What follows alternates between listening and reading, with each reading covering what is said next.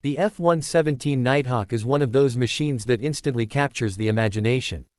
At first glance, it doesn't even look like an airplane. With its sharp, angular surfaces and futuristic shape, it looks more like something from a science fiction movie than a real combat aircraft.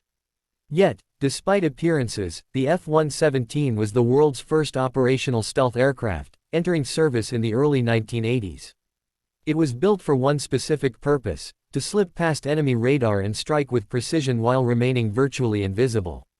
What makes the Nighthawk special isn't raw speed or agility.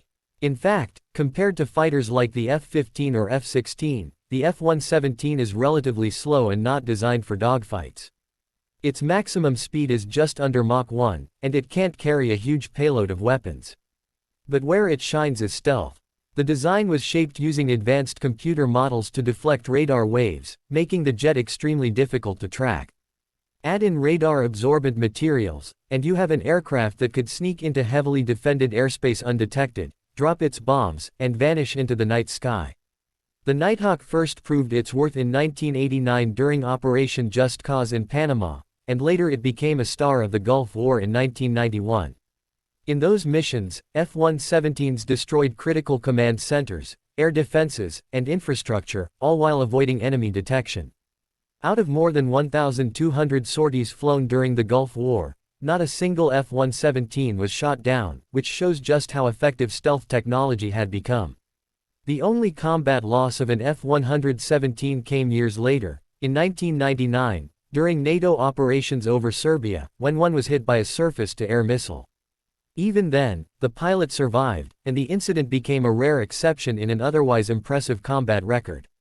Looking at its design, the F-117 doesn't have the sleek, aerodynamic curves of other jets. Instead, it's made up of flat surfaces and sharp angles. This was done to scatter radar waves in different directions, reducing the chance of detection. The cockpit canopy was even coated with a special gold tint to block radar reflections. The engines were buried deep inside the fuselage, with exhaust vents designed to reduce heat signatures, making it harder for heat-seeking missiles to lock on. Every aspect of this aircraft was built around one idea: staying invisible. Inside, the F-117 wasn't built for comfort. Pilots described the cockpit as cramped, with limited visibility. Unlike modern fighters that feature large bubble canopies, the Nighthawk had a more restricted forward view.